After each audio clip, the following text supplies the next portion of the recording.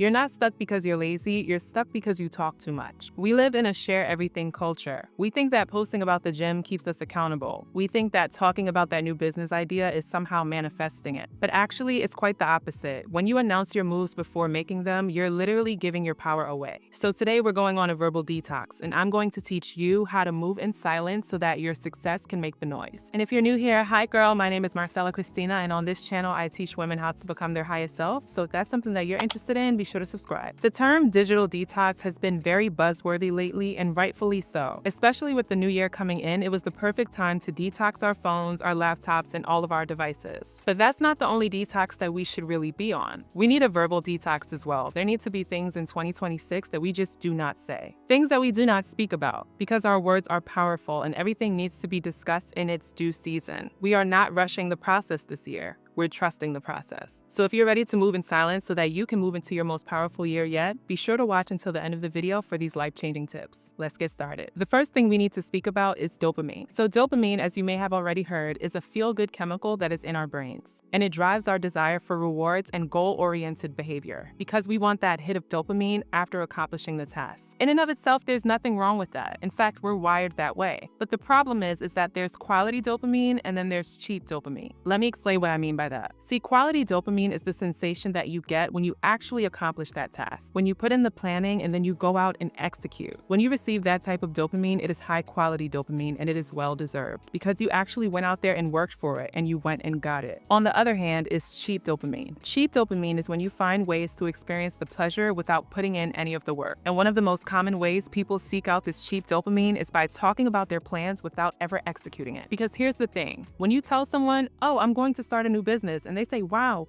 good for you, your brain gets a hit of dopamine. You got the reward without putting in any of the effort. And that is a dangerous place for your dreams to be in because you no longer have anything motivating you toward that goal. It's okay to want people to celebrate you and acknowledge your accomplishments. You just have to accomplish it first. And what ends up happening is people jump ship too early. They set out to do something that they were once so passionate about, and then they wonder why they no longer have that same burning desire. Because instead of putting all of their energy and attention on that one goal, they diluted their focus. Because whether they knew it or not, they were looking for that cheap hit of dopamine, and they got it. If you're someone that does this, you have to understand that you're satisfying your hunger for success with a snack of validation. You've got to stay hungry. Hungry is your greatest asset during this time. Starve your need for applause so that you can stay hungry for the actual results. I know it may look like everyone else is getting all of the praise and attention right now, but that is one of the costs of success. You have to be able to delay gratification. You have to be willing to work during a season where no one is clapping for you. Because if you're hungry enough, one day, they will. Moving in silence is not just about protecting yourself from yourself.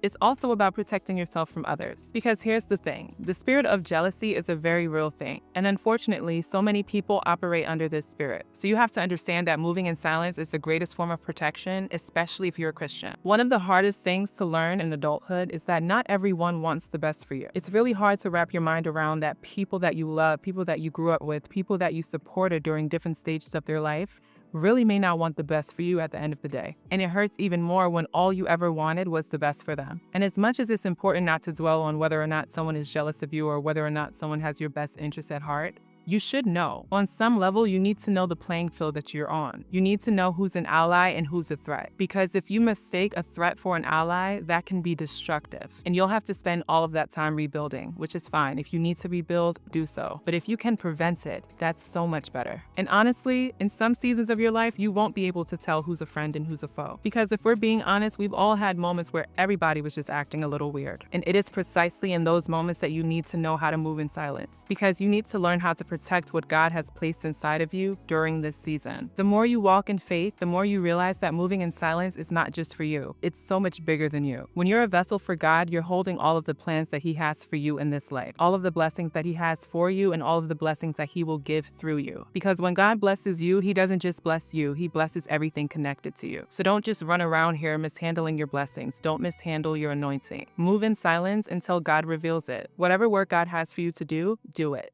and in his time, he will reveal it. I don't want you to think that privacy is restrictive. It's really not. It's liberating. Privacy is a luxury. The thing that I've noticed about high-value women is that they have an air of mystery to them. You may know some things about them, but unless you're really close to them, you won't know the totality of who they are. And I believe that it should be that way. They shouldn't just let anyone into their space because that could be dangerous for them. You will know when you're operating from your higher self and from this queen energy when you stop seeking approval and solely execute. Because when you execute, it shows confidence. It shows that you believe in yourself and that you stand for something and that you're willing to put effort and energy behind it. That is the fabric of a high-value woman. She may seek counsel from professionals, but she answers to herself. And the only way to make this airtight is by moving in silence. If a high-value woman spent all of her time trying to get approval from every person that she's associated with, then she would never execute and get anything done in the first place. She understands that it costs to access her. She won't be spending all of her time people-pleasing or trying to earn some type of validation because she knows that it costs to even speak to her in the first place. Why? Because she's seeing success, which means she has the blueprint. She's put in the work, she's figured it out. So essentially, she has top-shelf information. Why would she give top-shelf information to someone with a bottom-of-the-barrel mindset?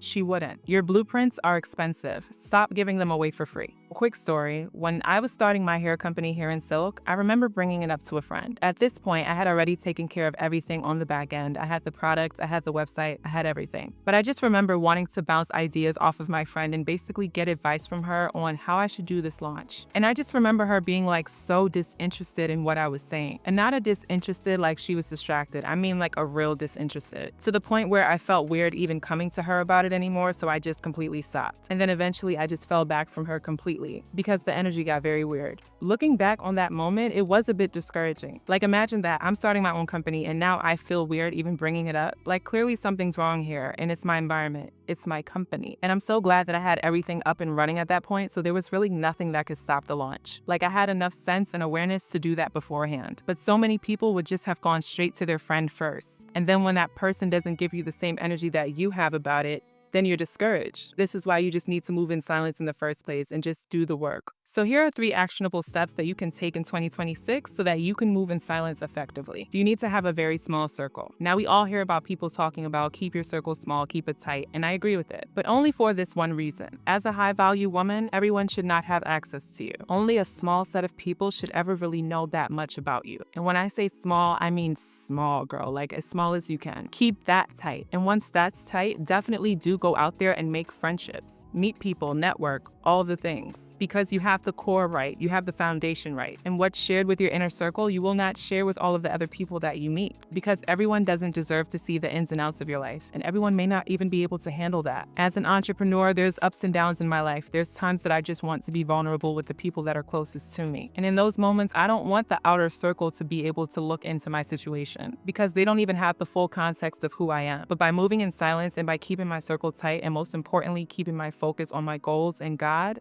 then I'll be able to navigate that season and come out on the other side better because of it. As you work on delaying your gratification, implement a 90-day delay. Whatever it is that you start, whatever it is that you're excited to tell the world about, wait 90 days before you do so. Do not post the I'm starting photo. Post the I've been doing this for 90 days photo. Because you're going to see that after the 90 days passes and you are able to stick with that thing, you're not even going to desire the attention or approval of others. You're going to be so impressed with yourself that you actually did what you said you were going to do. And trust me, posting after 90 days is way more impressive than posting at the start. People will look at you and say, wow, that girl has discipline. She didn't get on here and start yapping, she got to work. It makes a huge difference. And ladies, please stop posting your location in real time. Not only is it a safer way to move, it actually gives you the opportunity to be in the moment. Even if you record content or take pictures, just the simple act of not posting it in real time can really buy back some of your energy. Because after you get all the content, now you have room to focus. Instead of sitting at the dinner table, scrolling through all of the photos, trying to post it while you're still at dinner. You can do that when you get home. But on a grander scale, what it teaches you is how to move around without announcing everything. People feel like because they're in a nice place, because they got dressed up and dolled out, that they need to post, that they need to somehow let people know what they're doing.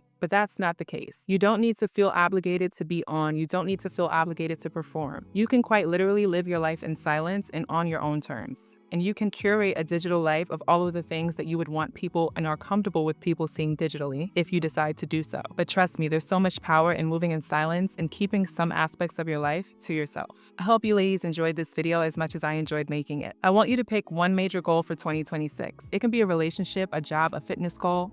Pick one. And I want you to commit right now in the comments, I am moving in silence. Do not tell us what the goal is, just tell us that you're committing to the quiet. And if you've made it to the end of this video and you're ready to level up, subscribe to join the sisterhood. We covered so much today, ladies, but I want you to remember to protect yourself because there are haters out here and you need to steer clear of them. Watch this video to learn how to do so. Okay, my loves, until next time, take good care of yourselves. Bye.